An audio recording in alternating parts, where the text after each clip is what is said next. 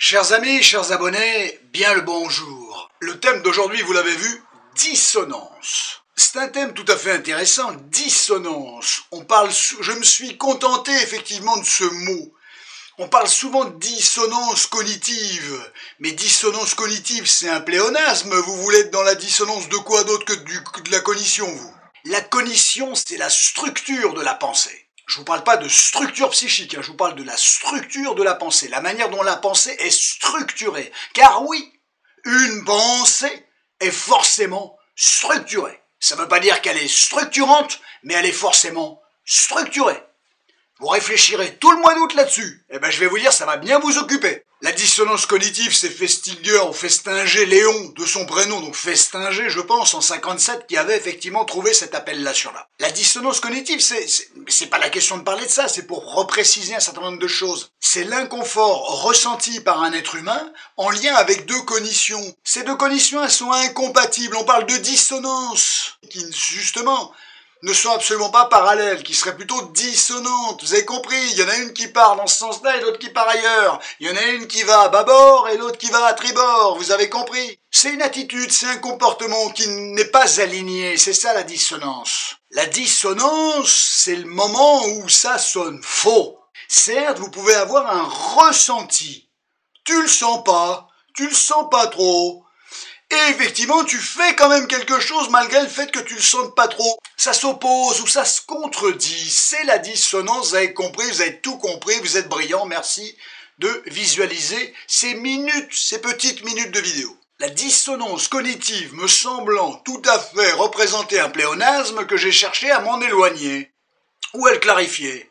Donc on parlera aujourd'hui, simplement aujourd'hui, de dissonance. Toute dissonance est nécessairement, quasi nécessairement, cognitive. Parler de dissonance et non pas de dissonance cognitive, c'est plus large, c'est plus ample, c'est plus intéressant. Ça permet d'englober effectivement des formes de conflits internes qui ne sont pas toujours pensées ou mal pensées ou d'une pensée détournée, autrement dit d'un ressenti. Puisqu'il pourrait être de l'ordre éventuellement du ressenti, mais le ressenti va bien souvent générer de la cognition, autrement dit de la pensée, une organisation de pensée, à viser d'une verbalisation. Mais combien de pensées ne se verbalisent pas?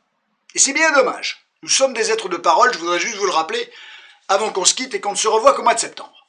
Tu peux pas faire de la clinique, comme je prétends à la faire, sans renvoyer à ce qu'est l'être humain, c'est-à-dire un être de parole.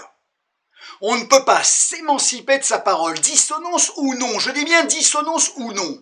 La dissonance cognitive, en règle générale, bien sûr, mais je vais pas revenir là-dessus, puisque j'étais le premier à dire qu'on allait s'émanciper. Tu peux pas dire que tu t'émancipes d'un truc et tu t'en rapproches. C'est un contresens. J'œuvre en contre-pied de ma pensée. C'est une dissonance. Plus tu t'éloignes de la cognition, plus tu t'en rapproches. Plus tu t'éloignes de la pensée, plus t'es déjà dedans. Vous réfléchirez à ça. Il y a quelque chose qui s'entrechoque dans la dissonance. C'est une fausse harmonie, c'est une disharmonie. Il y a des gens très alignés, le tout, c'est bien, tant mieux, le tout c'est d'être aligné dans une bonne direction, aligné dans une mauvaise direction, quelque chose qui n'est pas constructif, productif, cohérent, ça c'est pas très intéressant. Donc ouais, vous pouvez toujours vous vanter, dire oh, je suis aligné, mais le but c'est quand même d'être aligné dans le bon sens, pas aligné dans le mauvais sens. Quand t'es en dissonance, t'entends cette note, cette fausse note qui teinte, qui claque, qui cloche, ce quelque chose qui ne colle pas, c'est pas logique, ça va pas dans le sens de, ou ça va en contre-pied de. La dissonance, c'est ce moment où ce qui se passe, ce qui se déroule, ne correspond pas à ce que j'envisageais, j'imaginais, je souhaitais. Ou du moins, ça peut être aussi ce que je dis, ce que je fais, ce que je dis, ne correspond pas à ce que je ressens.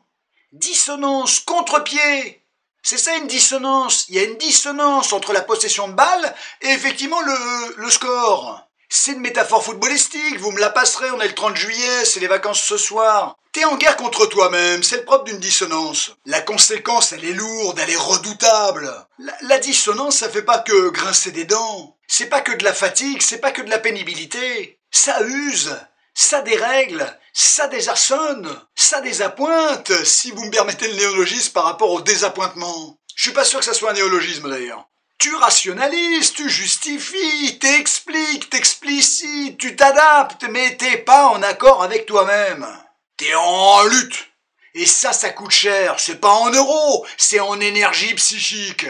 Le corps, il finit par prendre ta place pour dire « Eh oh, c'est le bordel là, tu m'arrêtes ça tout de suite ». De quelle manière? De malaise, de mal-être, de symptômes, de syndromes, de troubles divers et variés. Le corps, il triche pas. La vie psychique, elle s'arrange allègrement. Elle est sur un fil. C'est le problème de certaines personnes et de certaines vies psychiques. Mais le corps, lui, il triche pas. Il vient te rappeler comment ça marche. Et quand il est pas d'accord, il vient te le dire. Mais en mode très claironnant, hein, je vous le dis tout de suite. Dissonant, dissonant, déité, c'est dire, ça doit être dit, sonnant, ça frappe, c'est sonnant, tu l'entends, tu peux pas ne pas l'entendre, dissonant, dissonance. J'adore ces exercices de polyphonie, de linguistique. C'est assez extraordinaire comment l'être humain est inscrit dans la lettre sans se rendre compte qu'il est dedans et que les mots correspondent à quelque chose qui est bien au-delà de ce qu'il pourrait imaginer. Une colère intérieure monte, un désaccord, un conflit, une colère monte. Et oui, c'est le propre de la dissonance. Et l'angoisse s'invite. L'anxiété dans un premier temps, si l'anxiété n'est pas entendue, répertoriée, ça peut passer la taille au-dessus. L'angoisse avec les prémices potentielles de la crise d'angoisse. La dissonance, c'est explicable, c'est compréhensible, c'est humain tout simplement. Mais c'est un appel à soi-même, ça vient rappeler qu'effectivement il y a un petit hiatus, là, il y a une petite discorde, je dis petit parce que je suis sympa, là, c'est les vacances, mais à la limite, c'est beaucoup plus complexe que ça, c'est beaucoup plus violent que ça. Depuis combien de temps je m'accommode d'un système pareil ? Qu'est-ce que ça active et réactive comme système? C'est très important de comprendre ça. La paix intérieure commence quand tu repères ta dissonance. Pas si simple puisque le petit arrangement te permet de ne pas te rendre compte que tu es dans la dissonance, qu'il y a dissonance et que ton arrangement t'évite de le voir. Et c'est bien le problème. Donc c'est pas une histoire de bonne volonté ou de mauvaise volonté. C'est une histoire effectivement quels sont les mécanismes qui me préservent peut-être d'une organisation psychique complexe, n'est-ce pas? Mais surtout de ne pas voir que je suis dans un arrangement, dans un accord, dans un consensus finalement déséquilibré, et si je m'en rends pas compte, je ne vois pas comment je pourrais y apporter un certain nombre de modifications.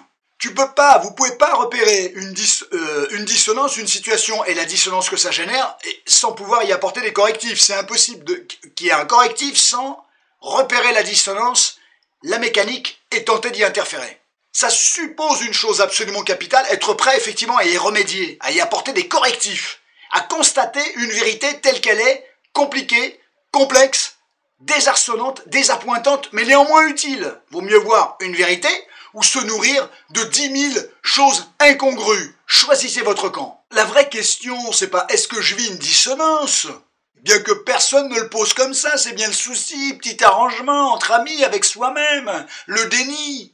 L'arrangement, le déni est un moyen d'arrangement, vous le savez, psychique, involontaire, inconscient bien sûr. Mécanisme de défense, de protection, de défense, heureusement qu'il y en a quelques-uns, mais pas trop non plus. Trop de défense, tu la défenses, tu comprends? C'est où est-ce qu'il y a dissonance? C'est pas est-ce que je suis dans la dissonance, c'est où est-ce qu'il y a dissonance? Quelle était ma pensée de base, ou ma croyance de base, ou mon idée de base, ou mon projet de base, et quel est le comportement qui vient traduire à l'inverse, effectivement, cette pensée de base, cette croyance de base, ce souhait de base, il est là. Où est ma dissonance? C'est pas j'ai une dissonance. Où est ma dissonance? Et depuis combien de temps je m'accommode d'un système pareil? Trop souvent, les personnes ne veulent pas comprendre ce genre de choses. Je peux le comprendre, mais c'est pas une bonne idée, c'est pas une bonne chose. Elles veulent aller mieux, les personnes sont trop y penser. Je veux bien, mais ça me paraît complexe. Néanmoins, s'il y a un petit quelque chose à faire, s'en sortir, c'est accepter de pas retrouver l'harmonie tout de suite, c'est pas magique, il n'y a pas de pensée magique, il n'y a pas de solution magique. Et j'en suis bien désolé, mais je vais pas vous parler de ce qui n'existe pas. Je vais pas inventer, j'ai pas cette force-là, j'ai pas cette prétention-là, j'ai pas cet irrespect-là. Parce qu'inventer une réponse préfabriquée à quelqu'un parce qu'il a simplement envie de l'entendre, c'est pas respecter l'autre. Rien ne vaut une vérité, même difficile à entendre.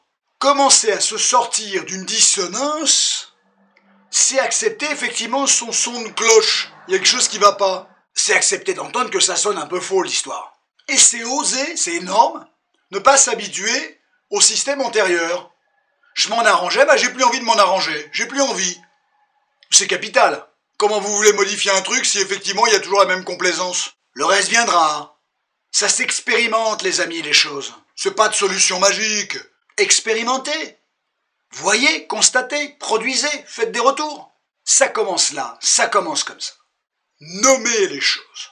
Constatez l'hiatus entre l'idée de base, la pensée, la cognition et effectivement un comportement, une attitude qui est en contre-pied, en désaccord, non aligné. C'est refuser l'habitude, c'est fondamental de constater, obligatoire, et refuser. Et accepter cette phase complexe de l'inconfort du changement. Ça aussi c'est capital. Voilà, je vous ai tout dit pour aujourd'hui, pour cette saison 2024-2025. On n'a pas trop mal bossé. Je crois en vos capacités à vous rendre compte d'un certain nombre de choses et à refuser l'idée qu'elles s'appliquent, ces choses-là, comme elles pouvaient s'appliquer avant. Vous êtes acteur de votre propre problématique. On peut être un acteur passif, on peut être un acteur actif. Je vous l'ai toujours dit, je vous le redis, je vous le redirai. Ne subissez pas, ne pas subir. Subir, c'est la pire des choses. Soyez acteur. Prenez un immense soin de vous. Passez un beau mois d'août. On se retrouvera probablement le premier vendredi du mois de septembre. Je vous accompagne par la pensée, par la force, la conviction. À très bientôt, chers amis. Merci d'avoir suivi mes interventions durant la saison 2024-2025. À très bientôt.